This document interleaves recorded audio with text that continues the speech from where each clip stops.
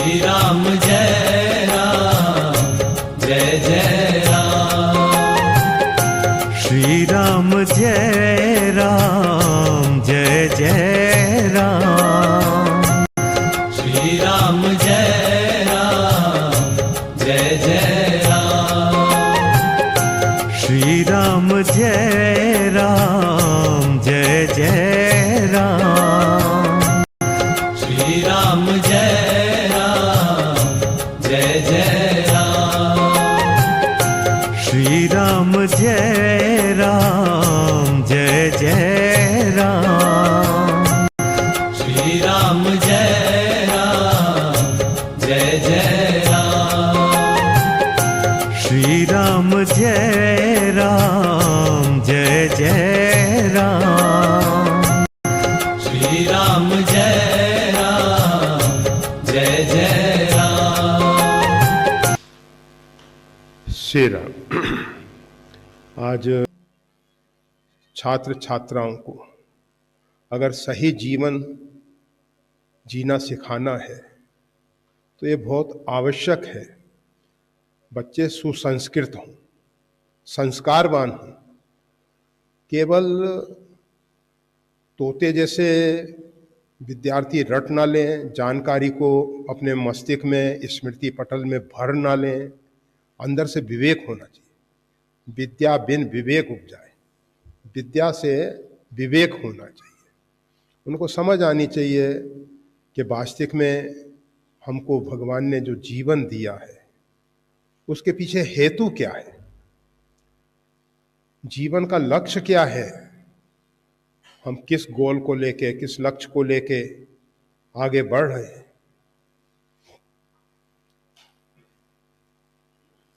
वैसे कलिकाल के वर्णन में काकभूषण जी कहते हैं, मात पिता बालकन बुलावहीं, उदर भरे सो धर्म सिखावहीं।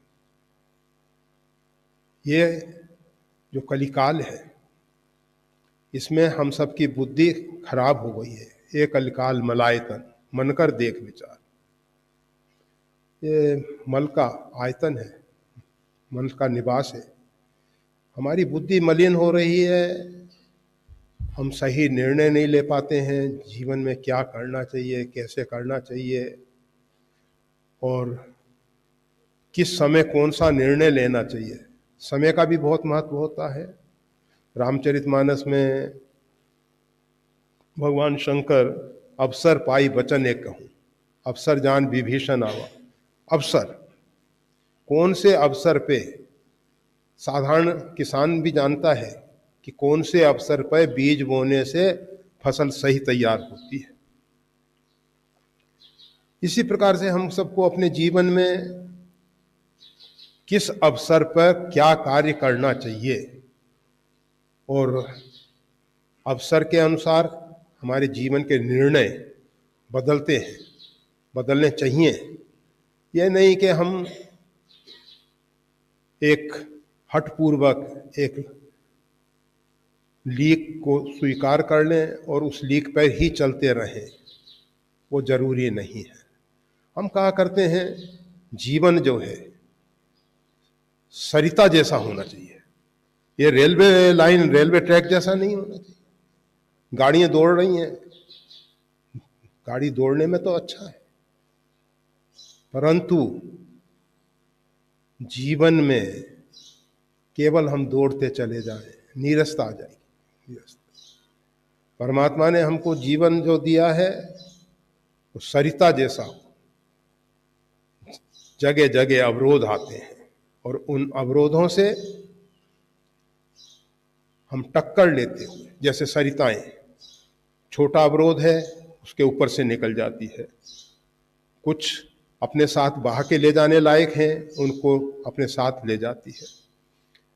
कुछ बड़ा अवरोध है, साइड से निकल जाती है। और जहां जहां अवरोध आते हैं वहां जल में धवलता दिखाई देती है। जल में एक नाद पैदा होता है, एक ध्वनि पैदा होती है, एक संगीत पैदा होता है। अगर हम अपने जीवन में चाहते हैं कि हमारा जीवन संगीतमय हो, एक छोटी सी वार्ता कह के फिर आगे बढ़ते हैं। एक राजा ने, छोटा राज, एक जिले जैसा राज, पहले छोटे राज भी बहुत होते थे, उन सब के ऊपर चक्रवर्ती सम्राट होता था। तो राजा ने देखा कि उसके पास 3 लड़के हैं। अब राज का उत्तराधिकार किसको सौंपा जाए, राज का उत्तराधिकारी कौन बने, उसके मन में विचार आया किसको राज कार्य सौंप देना चाहिए।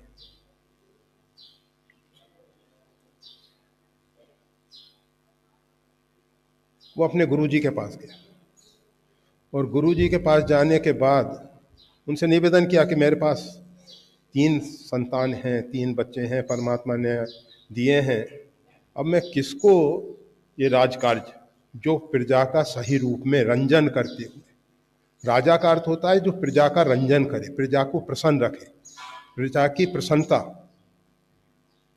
के विषय में सोचे, वही राजा सही राजा है। किसको राज सौंपूं? उन्होंने कहा देखो, बिना परीक्षा के अगर तुम किसी के प्रति निर्णय लोगे तो लगेगा पक्षपात किया। बच्चों के मन में आएगा कि हमारे साथ पक्षपात कर दिया गया, अमुक को ही अवसर दे दिया गया, दूसरों को अवसर नहीं दिया गया। इसलिए स्पर्धा रख लो। स्पर्धा के लिए एक आना, उस समय भारत में 16 आने का 1 रुपया होता था, 64 पैसे होते थे।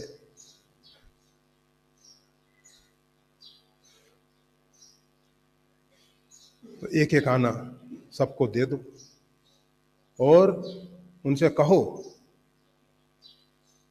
तीनों के लिए अलग अलग भवन बनाए गए थे। कहा कि 1 आने में अपने भवन का जो सबसे बड़ा कमरा है, रूम है, उसको भरना है, उसको भरना है। 7 दिन की मोहलत, 7 दिन की अवधि दे दी गई कि 7 दिन में ये कार्य करना होगा। 7 दिन बाद राजा जो है, तीनों के महल एक लाइन से त्रिपुर जैसे त्रिपुरासुर ने बनाए थे वैसे चले। एक लड़का जो है सिर पे हाथ रख के बैठा हुआ, क्यों बेटा क्या हुआ? कहा कि 1 आने से इतना बड़ा भवन कैसे भरा जा सकता था। मैंने सोचा कि इसको दाव पे, जुए में लगा दिया जाए। हार गया, चला गया। राजा आगे बढ़ा। दूसरा लड़का आया, आइए आइए, परंतु राजा की नाक में इतनी दुर्गंध आ रही थी। राजा के साथ जो अन्य कर्मचारी थे सब नाक पे कपड़ा रख रहे हैं और कहा चलिए चलिए। अरे बच्चा कहता है कि नहीं आइए तो। कहा अरे नालायक, तूने ये करा किया? कहा 1 आने में क्या भरा जा सकता था। मैंने नगर पालिका वालों से निवेदन किया, 1 आना दूंगा, जितनी गंदगी बाहर फेंकने जाते हो ना वो सब इसमें भर दो। 1 आने में गंदगी भर दी गई। राजा आगे चला और वहां पहुंचने पे देखा सुंदर संगीत बज रहा है, सुगंध छाई हुई है, कमरे के अंदर आलोक प्रकाश हो रहा है। 1 आने में मोमबत्ती प्रकाश के लिए, अगरबत्ती सुगंध के लिए और संगीत भगवान की कृपा से जो उसको प्राप्त था उसका गान हो रहा था। राजा ने निर्णय लिया कि राज का उत्तराधिकारी यही होगा। उस परमात्मा के राज के अधिकारी वही लोग होते हैं जो अपने जीवन को खुशहाली से, संगीत से भर देते हैं, प्रकाश से भर देते हैं, सुगंध से भर देते हैं।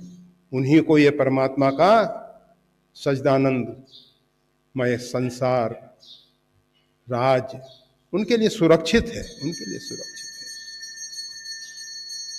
हमारे यहाँ ज्ञान तमसो मां ज्योतिर्गमय, हम सब प्रकाश के उपासक हैं। भारत शब्द का अर्थ ही यह होता है, भा यानी प्रकाश। जिसकी प्राप्ति की लत लग गई है, भारत लत रत जो उसमें लगा हुआ है, तो हम सब भारतीय हैं। हम सबको प्रकाश चाहिए, हम अंधकार नहीं चाहते। तमसो मां, अंधकार हमको नहीं चाहिए, हम प्रकाश के उपासक हैं। हम पूजा करते हैं, दीप प्रज्वलित करते हैं, दीप की साक्षी में। पूजा के लिए शुक्ल पक्ष के दिन ज्यादा अच्छे श्रेष्ठ माने गए हैं, कृष्ण पक्ष नहीं। अंधकारमय जीवन नहीं चाहिए हमको। और यहां तक कह दिया जाता है जहां प्रकाश नहीं है नरक हो गया, ये तो नरक कर दिया। नरक, अर्क कहते हैं सूर्य को, न अर्क, जहां प्रकाश नहीं है, जहां सूर्य नहीं है, वो नरक है। और स्वर्ग, प्रकाश से जो जीवन है वो स्वर्ग हो जाता है, स्वर्ग। तो ये सरिताएं जब अवरोध से टकराती हैं, उनका जल प्रवाह अवरोध से टकराता है, तो वहां एक ध्वनि पैदा होती है, सुमधुर संगीत पैदा होता है। एक महात्मा गंगा के किनारे विचरण करते थे। हमने पूछा, आप गंगा के किनारे विचरण करते हैं, चिंतन कैसा रहता है? उन्होंने कहा, गंगा की जो कलकल ध्वनि आती है, उसके साथ चित्तवृत्ति को जोड़ के बस मैं अपने आनंद में मग्न हुआ। मेरे को ना तो समय का पता लगता है, चित्तवृत्ति कहीं नहीं भटकती है। वो जो सुमधुर नाद है, संगीत है, ये परमात्मा तो पहुंचने का एक बहुत अच्छा रास्ता है, अच्छा रास्ता है।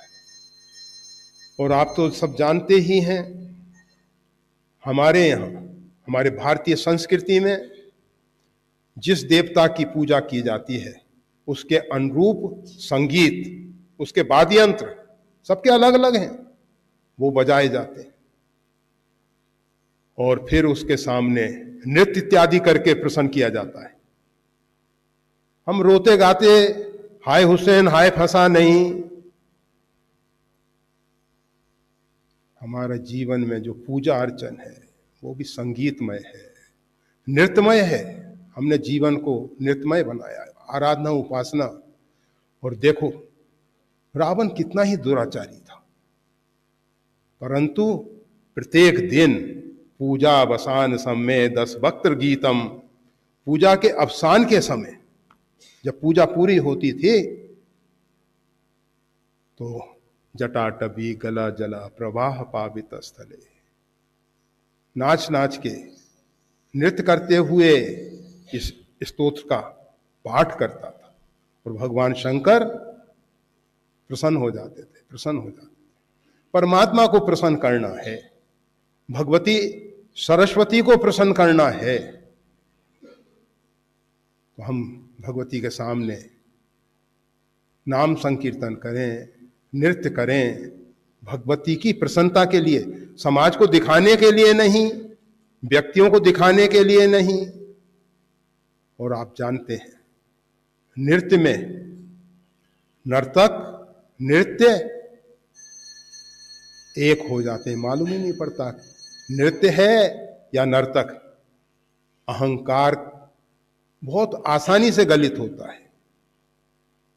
आप माला करने बैठते हो, जप करने बैठते हो, मन भटकता रहता है, पूजा पाठ में भी मन भटकता रहता है। इसीलिए कलयुग में केशव कीर्तन, भगवान का कीर्तन, कीर्ति का गान, भगवान के उज्जवल यश का गान। गोस्वामी तुलसीदास जी रामचरितमानस के विषय में कहते हैं, जे गावही चरित सम्हारे ते ही ताल चतुर रखवारे। रामचरितमानस की अगर रक्षा करनी है, ये जो मानसरोवर गोस्वामी तुलसीदास जी ने हमको दिया है, तो इसके लिए गावही चरित संभाले, संभल के सावधानी पूर्वक ये चरित का गान किया जाए। कहीं सुनहि अनुमोदन करही, राम ही गाइए, राम ही सुमरिए, संतत सुनिए राम गुण ग्रामी। बस जीवन तो हम ये बता रहे थे, जीवन सरिता जैसा है। सरिताएं हमको एक संदेश देती हैं। जितनी सरिताएं हैं वो अपने नाम रूप को खोने के लिए निर्झर झरने हैं। वो एक छोटी सरिता में मिलते हैं, छोटी सरिता बड़ी सरिता में मिलती है, और बड़ी सरिता समुद्र में पहुंचती है। समुद्र में जो नदियों की दौड़ है, इन सरिताओं की दौड़ है, क्यों है? नाम रूप को विलीन करने के लिए। अस्तित्व तो नहीं मिटता, अस्तित्व अखंड हो जाता है, अखंड हो जाता है, परंतु नाम रूप खो देती हैं। इसी प्रकार से जीव जब तक अपने जीवत्व को, अपने नाम रूप को मिटा के परमात्मा में विलीन नहीं होता। सुखी मीन जहां नीर अगाधा, जिम हरि शरण न एकों बाधा। जिस प्रकार से मछली जो है गहरे जल में आह्लादित रहती है, आनंदित रहती है, उसी प्रकार से परमात्मा की शरणागति में ही परम आनंद है। तो जीवन हमारा सरिताओं जैसा होना चाहिए। अपने जीवन का लक्ष्य, हम सब क्या सोचते हैं? हमारा नाम। बच्चे से माता पिता अपेक्षा रखते हैं कि बेटा नाम रोशन करो।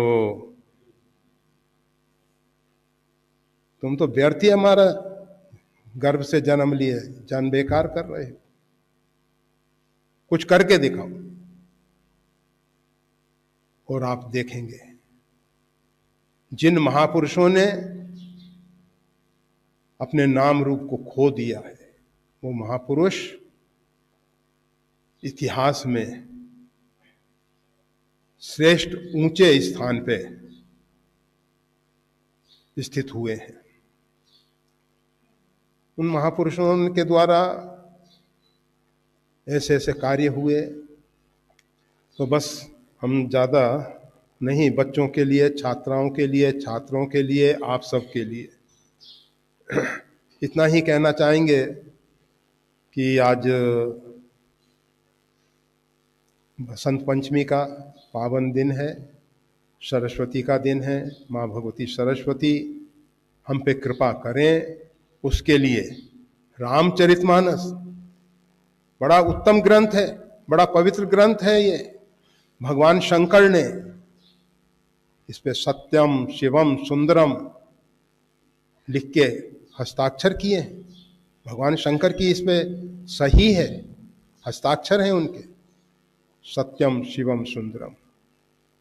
इसका एक एक अक्षर सत्य है। जो सत्य है वो सुंदर है, और जो सुंदर है वो ही शिव है, अर्थात कल्याणकारी है। और आप सबको मालूम है, श्री रामभद्राचार्य जी प्रागचक्षु यहाँ प्राण प्रतिष्ठा के समय आए थे। उन्होंने अपने जीवन में एक अपना निजी अनुभव बताया। उन्होंने कहा, मैं रामचरितमानस का 1 मास पारायण रोज करता था और उससे मेरे ऊपर भगवती सरस्वती की ऐसी कृपा हुई। सरस्वती है क्या? शारद दार नार सम स्वामी, राम सूत्रधर अंतर्जामी। वो अंतर्यामी परमात्मा श्री राम हमारे हृदय में बैठे हुए सरस्वती को नचा रहे हैं। शारदा कठपुतली जैसी है, जही पर कृपा करें जन जानी, कवि और अजिर नचावई बानी। इस बानी को भगवान नचा देते हैं। तो सरस्वती की कृपा के लिए रामचरितमानस बड़ा पवित्र ग्रंथ है। वो आपको मालूम है रामभद्राचार्य जी महाराज कितने अभी भारत में अद्वितीय विद्वान है, उनके समकक्ष वो तो शास्त्रार्थ में कोई टिक नहीं सकता। भगवती सरस्वती की ऐसी कृपा हुई है कि आशु कवि हैं, तत्काल काव्यबद्ध कोई भी रचना कर सकते हैं। रामचरितमानस पूरा कंठस्थ, गीता पूरी कंठस्थ, श्रीमद् भागवत कंठस्थ, और कितने ग्रंथ उनको कंठस्थ हो गए। सोचो उनकी जो मेमोरी, स्मृति, ये कहां से प्राप्त हुई है? ये रामचरितमानस की देन है। रामचरितमानस एक एक अक्षरम पुंसाम महापातक नाशनम, महान पातकों को दूर करके हमको जीवन का सही ध्येय, सही लक्ष्य बताता है। हम हमेशा कहा करते हैं, गोस्वामी तुलसीदास जी ने तो लिखा ही है, सद्गुरु ज्ञान विराग जोग के। रामचरितमानस सद्गुरु हैं, वैराग्य और ज्ञान को प्रदान करने वाले सद्गुरु हैं। बस इनका आश्रय ले लो, कहाँ गुरु को खोजने जाएंगे।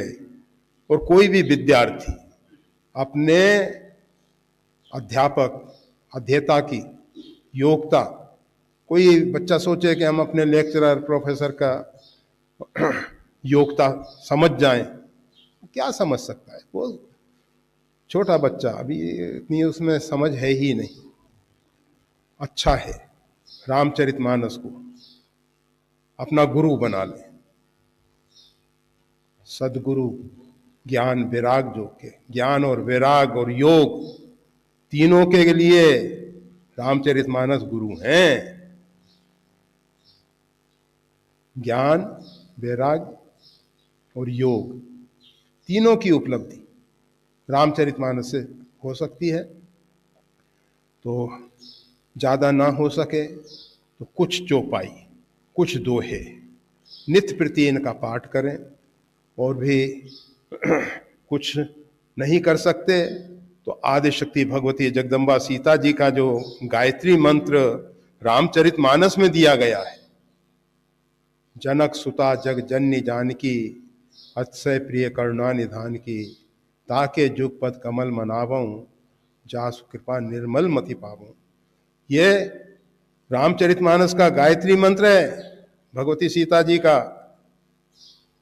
इसका जप करो और भगवती आदिशक्ति जगदम्बा की कृपा हो जाने से मूक होई बाचाल, पंगु चढ़ई गिरवर गहन, जासु कृपा सु दयाल, कलिमन। जय श्री राम। तो अच्छा है, अब थोड़ा सा ये जो प्रश्न रखे हुए हैं इनको भी थोड़ा सा देख लेते हैं।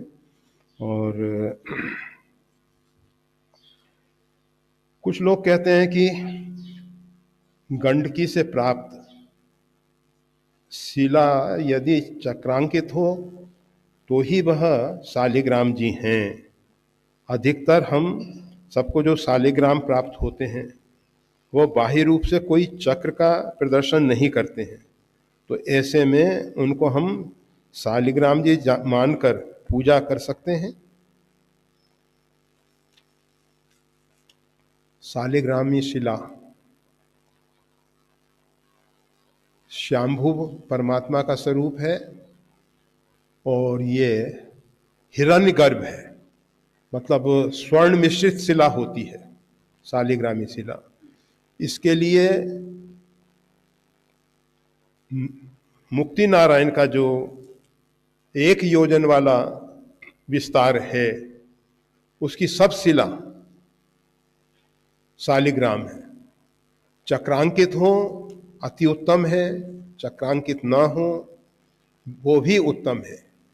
जैसे नर्मदा के कंकर सब शंकर, इसी प्रकार से जो मुक्ति नारायण क्षेत्र है 1 योजन विस्तार वाला, उसकी प्रत्येक शिला जो है वही गंडकी नारायणी सरिता में बह के आती हैं और उनको लोग ले जाते हैं। ऊपर दामोदर कुंड है मुक्ति नारायण से ऊपर, वहाँ से लेके मुक्ति नारायण तक का क्षेत्र सब शालिग्राम भगवान का क्षेत्र है और शालिग्रामी शिला सब है। चक्रांकित होना अनिवार्य नहीं है, चक्रांकित है बहुत अच्छी बात है। और अगर किसी शालिग्राम में 6 चक्र हैं तो वो बहुत विशिष्ट शालिग्राम हो जाते हैं। लगभग वो दुर्लभ होते हैं, बहुत कठिनाई से प्राप्त होते हैं, आसानी से प्राप्त नहीं होते। 6 चक्र वाला जैसा भी हो, वैसे बहुत सी जगह इस प्रकार के श्लोक हैं। चक्रांकित शिला मतलब शालिग्राम जहाँ रहते हैं वहाँ का 1 योजन का विस्तार पवित्र हो जाता है और उसमें अगर कोई व्यक्ति का शरीर का प्रारब्ध पूरा हो, भले ही वो मलेच्छ देश क्यों ना हो। मलेच्छ देश उसको कहते हैं जहाँ गौ मांस भक्षी लोग रहते हैं। मलेच्छ उन्हीं को कहते हैं जो गौ मांस भक्षण करने वाले लोग हैं, उनको मलेच्छ कहते हैं। तो मलेच्छ देश क्यों ना हो, उसमें भी अगर शरीर का प्रारब्ध पूरा होता है तो उसकी दुर्गति नहीं होती है, दुर्गति नहीं होती है। आगे का जो भविष्य है, ये जीवन जो है एक लंबी यात्रा है। हम असंख्य जन्म ले चुके हैं, आगे ये परंपरा बढ़ती रहती है। पुनरपि जन्मम पुनरपि मरणम पुनरपि जननी जठराय शयनम, चलता रहता है, चलता रहता है। परंतु अगर किसी व्यक्ति को साधना करके भगवत कृपा से, जैसे भगवान शंकर ने भुसुंडी जी को आशीर्वाद दिया, जन्मत मरत दुसह दुख होई यही स्वल्पऊ नहीं व्यापई सोई। जन्म और मृत्यु का जो कष्ट है उससे ऊपर उठा दिया और कबने जोनि मिटई नहीं ज्ञाना, एक बहुत बड़ी उपलब्धि हुई। तो जो भगवान शालिग्राम की उपासना आराधना करते हैं उनके लिए वो पवित्र जीवन जीने के लिए मिलता है। अंतिम समय चित्तवृत्ति सही रहने से मृत्यु संभल जाती है और मृत्यु संभलने से आगे का आने वाला जीवन जो जन्म है वो सुधर जाता है। शालिग्राम भगवान की उपासना जरूर करनी चाहिए। बहुत से माता बहनों के मन में प्रश्न उठता है, उठना ही चाहिए, क्योंकि शास्त्रों ने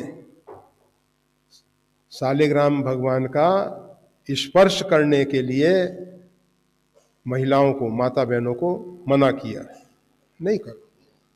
लोग पूछते हैं ऐसा क्यों? हम एक ही उत्तर देते हैं।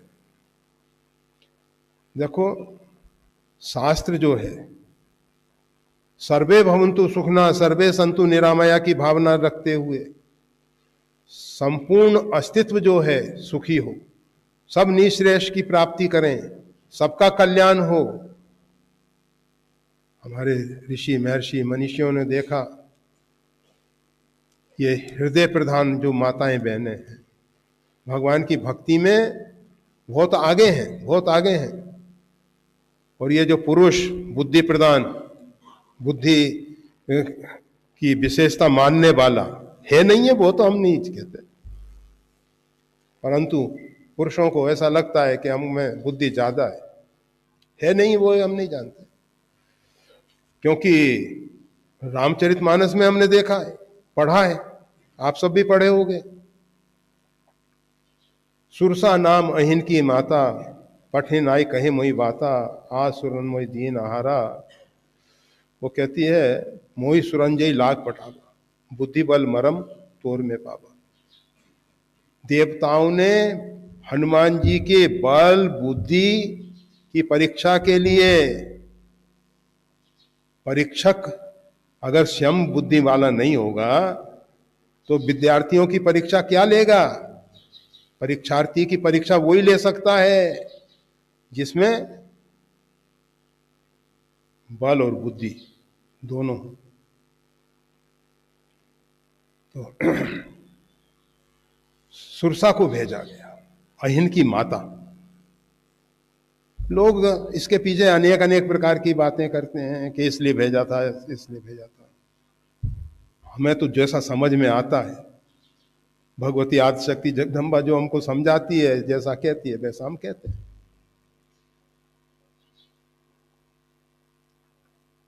तो अगर वैसे बहुत से पुराणों में, बहुत से आर्ष ग्रंथों में स्पष्ट लिखा है, महिलाएं जो हैं किसी भी व्यक्ति को देख के उसके आंतरिक भाव को बहुत अच्छे ढंग से पढ़ लेती हैं, समझ लेती हैं, जितना पुरुष नहीं समझ सकते।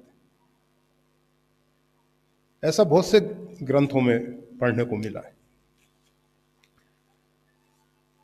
तो ऋषि महर्षियों ने विचार किया कि ये पुरुष जो है, अहंकारी पुरुष, अभिमानी पुरुष, ऐसा हम नहीं कह रहे कि महिलाओं में अहंकार अभिमान नहीं है, उनमें भी है, जरूर है। और जितना पुरुषत्व उनमें है उतना ही अहंकार अभिमान है। और पुरुष में जितना स्त्रीण गुण है उतनी ही भक्ति और जो महिलाओं की योग्यताएं अभी बताई गई। वैसे हम हमेशा कहते हैं महिला शब्द बड़ा पवित्र शब्द है। मही यानी पृथ्वी, सब जानते हैं। ला यानी पृथ्वी का लावण्य, पृथ्वी का लावण्य अगर दिखाई दिया तो महिलाओं में दिखा। तो ऋषि महर्षियों ने विचार किया कि ये सब पुरुष जो हैं महिलाओं को पूजा सौंप देंगे और ये क्या गुजराती में फाफा मारेंगे, इधर उधर समय बर्बाद करेंगे, ताश खेलेंगे। हमने देखा है गढ़वाल में पुरुष ताश खेलता है और महिलाएं सब खेत का काम, सब सुबह से शाम तक सब काम करती हैं। परंतु इतना अच्छा है कि महिलाएं खेत पे काम करने के लिए जाती हैं तो पुरुष भोजन बना देता है। ये अच्छा है, अच्छा है सब काम। और भी एक आश्चर्य बताएं आपको, गढ़वाल की बात। वैसे तो सरजू के तट पे जो सरजू मूल से नीचे आश्रम बन रहा है, वहाँ के कुछ वीडियो भेजे थे कि महिलाएं सब सामान लेके किस किस प्रकार से कितना पुरुषार्थ कर रही हैं। बहुत पुरुषार्थ करती है। तो पुरुष जो है बैठा है, खाली बैठा है, ताश खेल रहा है, कुछ भी कर रहा है, समय बर्बाद कर रहा है, और कोई भिक्षुक आ गया तो पवित्र संस्कार हैं उनमें, गढ़वाल के लोगों में पवित्र संस्कार हैं, कोई भी भिक्षुक खाली ना जाए, कुछ देना चाहिए, देना चाहिए। परंतु अगर कोई महिला नहीं है ना तो कहेंगे देने वाला कोई नहीं है अभी, क्योंकि वो तो दे ही नहीं सकता, उसमें भगवान ने ऐसी शक्ति सामर्थ्य नहीं दी कि हाथ से दे सके किसी को महिलाएं। तो ये बता रहे थे पुरुष महिलाओं को पूरी सेवा ना सौंप दे, इसलिए पुरुष पूरी सेवा भी करे, और अगर पूरा सेवा करने का अवसर नहीं है तो कम से कम शालिग्राम भगवान को स्नान करा के सिंहासन पे बैठा दे, तिलक चंदन कर दे, और शेष पूजा माताएं बहनें भी कर सकती हैं। और अगर पुरुष पूरी पूजा करता है बहुत सौभाग्य की बात है। और आरती में और भोग के लिए वैसे अधिकांश भारत की स्थिति हम बताते हैं कि रसोई का काम अधिकांश माताएं बहनें अच्छे ढंग से करती, परंतु आजकल का समाज बड़ा बिगड़ गया, नौकरों के द्वारा सब काम होने लगा, वो अच्छी बात नहीं है। कम से कम भोजन नौकरों से ना बनवाया जाए, और अगर नौकर से बनवाना मजबूरी हो तो वो नौकर इस प्रकार के रखे जाए, वो सेवक इस प्रकार के रखे जाए, सेवक सेविका जो भी हो, जो भगवान के प्रति आस्थावान हो। जैसा आप सबने सुना है गीता में, जो अपने लिए अन्न को पकाता है वो पापों को पकाता है। इसलिए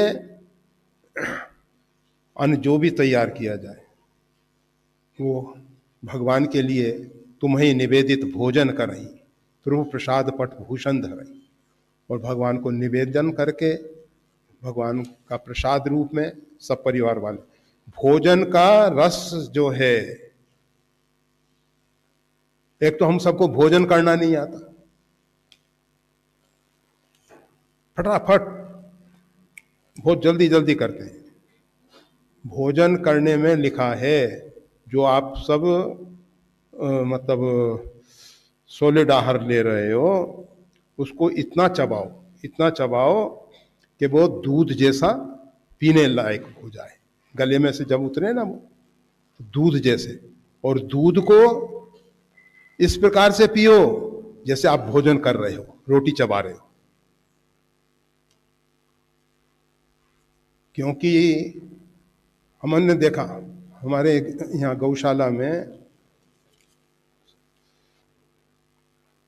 बहुत से बछड़े, पता नहीं क्या है लीला, वो गाय दूध नहीं पिलाती है, अब उसको दूसरी गायों का निकाल के या उसी गाय का निकाल के कोई दे देती है, कोई नहीं भी देती है, तो बच्चे को पिलाना परंतु बच्चे की तंदुरुस्ती जो है अच्छी नहीं होती है, कितना ही उसको खिलाओ पिलाओ। क्यों? क्योंकि उसके साथ जो भोजन का पाचक रस है वो नहीं जा रहा है। बच्चा जब माता का स्तनपान करता है तो उसके साथ जो भोजन पचाने वाला रस है वो उसके साथ जाता है। तो शालिग्राम भगवान के विषय में सब पूजा में दोनों मिलके करें, सब करें, मिलके करें, अच्छी बात है। अकेले भी कर सकते हैं, अकेले में केवल महिला माता बहनों को स्पर्श करने का अधिकार नहीं दिया गया है, और शेष सब आरती पूजा सब कर सकते हैं। तो बस ये बाह्य रूप से कोई चक्र का प्रदर्शन नहीं करते हैं, तो ऐसे में उनको शालिग्राम जी मानकर पूजा कर सकते हैं। पहले ही बता दिया गया कि जो भी उस क्षेत्र से प्राप्त शिलाएं हैं वो सब शालिग्राम हैं, और शालिग्राम के रूप में उनकी पूजा होती है, करनी चाहिए। ये श्री रंगधाम वहाँ नेपाल नरेश जब भगवान के दर्शन के लिए गए तो भगवान श्री राम का बड़ा बड़ा विग्रह 7 फीट ऊंचा, लगभग 7 फीट होगा, ज़्यादा हो सकता है थोड़ा कम हो सकता है, तो भगवान का बड़ा विग्रह है। तो उनके लिए शालिग्राम भगवान की माला बना के ले गए। जैसे अपने मंदिर में ठाकुर जी को, भगवान श्री राम को शालिग्राम भगवान की माला पहनाई गई है। माला का मतलब ये नहीं कि शालिग्राम में छेद करने, नहीं, अगर स्वाभाविक छिद्र है कोई बात नहीं, परंतु छिद्र करना निषेध है, शालिग्राम को तोड़ना निषिद्ध है। तो ऐसे खंडित नहीं होते हैं शालिग्राम, अपने आप जो खुल जाते हैं, अपने आप बिखर जाते हैं, ऐसा होता है, बहुत से अंदर का चक्र खुल जाता है, तो वो सब स्वीकार हैं। तो वो नेपाल नरेश ने भगवान श्री राम के लिए शालिग्राम भगवान की माला बना के अर्पित की थी। तो कोई उसमें चक्रांकित हो ऐसा कुछ नहीं है, सभी शालिग्राम चक्रांकित हो ऐसा कोई अनिवार्य नहीं है। काश्मीर में रघुनाथ जी का बड़ा मंदिर, श्रीनगर, काश्मीर श्रीनगर की बात, इतने अधिक शालिग्राम, उनको पूरे एक जगह लगा दिया गया है और जल छोड़ देते हैं, जल एक जगह से आ जाता है, चंदन छिड़क देते हैं, क्योंकि अलग अलग पूजा नहीं कर सकते। बहुत सी जगह इतनी अधिक संख्या हो जाती है शालिग्राम भगवान की, परंतु कोई नियम नहीं है कि उसमें चक्रांकित ही शालिग्राम हो। तो इस विषय में बहुत से श्लोकों में ऐसा वर्णन जरूर आया है चक्रांकित शिला का, परंतु शालिग्राम मुक्ति नारायण के उस पवित्र क्षेत्र में जो भी प्राप्त होने वाली शिलाएं वो हैं सब। और एक प्रश्न और भी रखा हुआ है, परंतु समय की मर्यादा के अनुसार अब इसको पुनः रख देते हैं और फिर जैसी जैसी प्रभु इच्छा। जय श्री राम।